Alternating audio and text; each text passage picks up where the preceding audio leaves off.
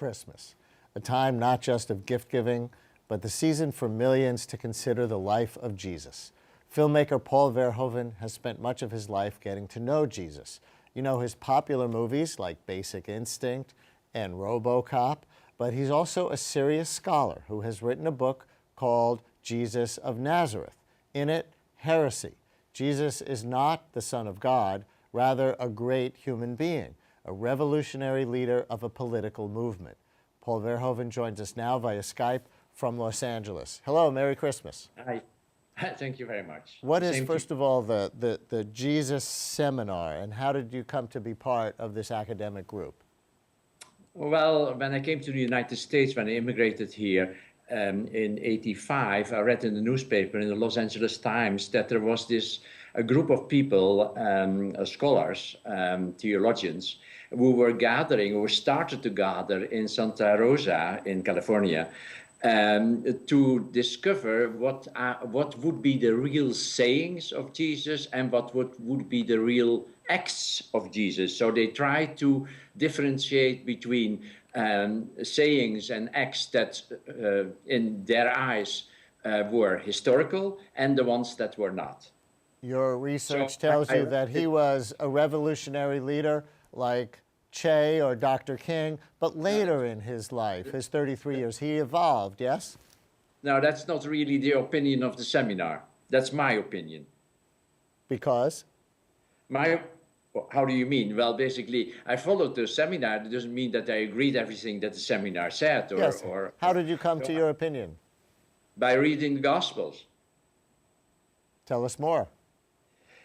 Well, if you talk about, let's say, first of all, you have to read these Gospels pretty closely. In fact, in the original Greek, to know exactly what basically was written down. Otherwise, you have a translation that has already a lot of spin, isn't it? Because it should conform to the general thinking. But if you read the Gospels precisely, you can see that Jesus was much more entangled in the, let's say, the politics of his time, that he was much more in opposition to the Roman authorities, of course, that were collaborating with the Jewish autocracy. So he was in that way, he was a revolutionary, but mostly so, in my opinion, in his way of forming and developing, creating new ethical concepts.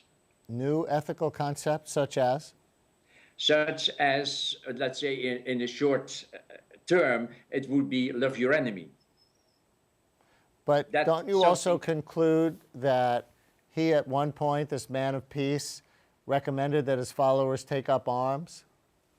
Yes, absolutely. That's in the Gospel of Luke. In fact, very late in the Gospel, Jesus tells his disciples that they should not basically go out anymore and see and preach the gospel, because he felt that it was at that point in his life, which was a couple of months before his death, I would say, it was necessary to be armed and to, let's say, have a sword. So the quote of Jesus that is reported in the gospel says, basically, if you have a warm coat, then sell it and buy from that money, you buy a sword. And in fact, you can easily detect, of course, that these swords were used, because at the arrest of Jesus, one of his followers, or perhaps several of them, but at least one, used a sword to cut off the ear of the servant of the high priest. So there was a real fight there with swords.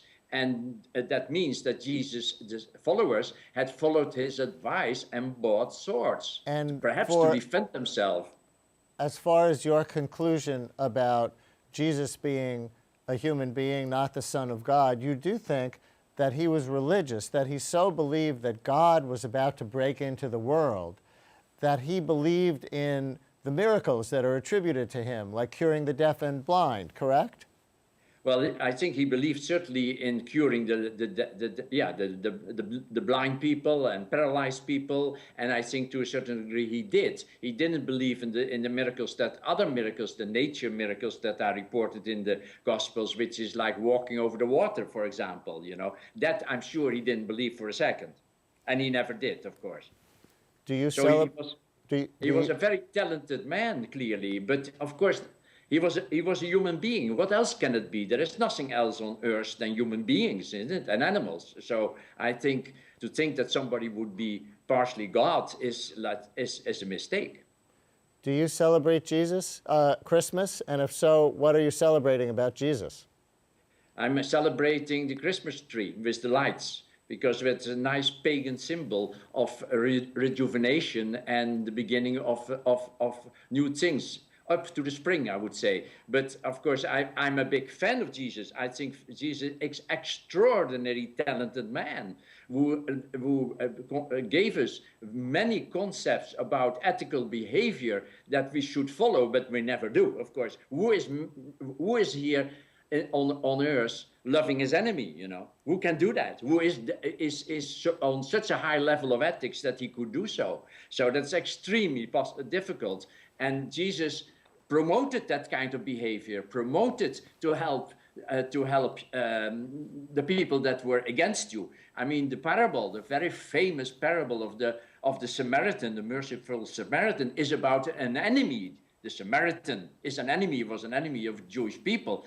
And he is the one that helps the wounded man, nearly half dead man on the road, while the priest and the Levite, that is a sub-priest, pass by without doing anything. But it's the bad guy in the eyes of the Jewish people, the Samaritan, that bends over and gives the man a drink and puts him on his own mule and walks next to his mule to bring him to the inn, basically, and to take care of him. It's the enemy doing that. So the enemy Son of God, no, but an extraordinary human being, yes, according to Paul Verhoeven. Thank you very much for joining us. Thank you very much for being there. Thank you. And that's our program for this week and this year. We're here every Wednesday evening at 7:30 with a new program, and tune into my daily radio show as well, weekdays at 10 a.m. Tomorrow, Henry Louis Gates on African American music of the last 50 years, jazz, R&B, hip-hop. Talk to you then.